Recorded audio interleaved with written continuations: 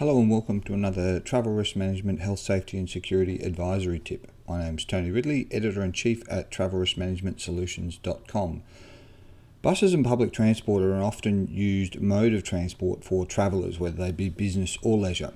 However, very little data is either available or scrutinised by the businesses when they consider such options. And increasingly, buses in particular, as we look around the world, are often responsible for both the greatest delays but also the greatest injury and even death rates associated with travellers. And this is inclusive of commutes between airports. This is certainly applicable to leisure travel, and it's certainly applicable for business groups that travel in collective modes of transport on buses.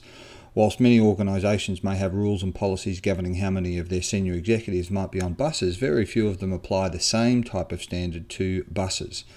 So the aircraft themselves, whilst they may be exposed to potential of crashes and so on, very few people seem to apply or think that that applies to road transport, and in particular buses or public cabs that carry more than one or two people.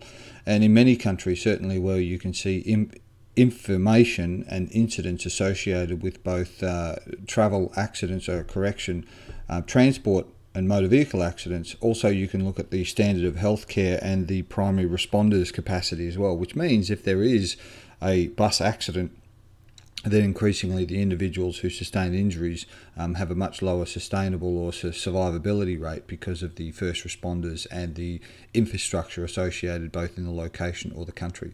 So it's an important part to consider for all business travel, and certainly the mitigation of risk, as is any health and safety tenet, is to first of all look at some of the empirical data and then consider whether it's applicable to your plan or whether it's a foreseeable risk and therefore avoidable or manageable in some other form. That could be a town car, it could be the use of public transport, trains, fixed monorails, those sorts of things. So once again, the consideration for buses and other public transport should be inclusive of your plans, whether it be a scheduled part of the itinerary from the airport to accommodation, for example, or it's a spontaneous mode or convenient mode of transport for your business travellers. It must be included.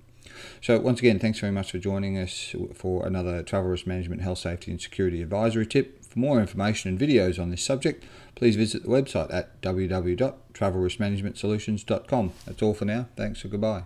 Do you travel for business? Your health and safety is at risk. At Travel Risk Management Solutions, we help you reduce the risk of business travel. Get information and support for your company's social and legal objectives of reducing, managing, or eliminating business travel risks. We provide online business hazard identification information, location-specific business travel information, manager's guides, tools and checklists, training resources, and consulting.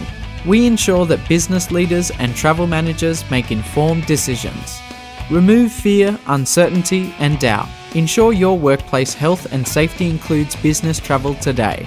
Get your tips from www.travelriskmanagementsolutions.com.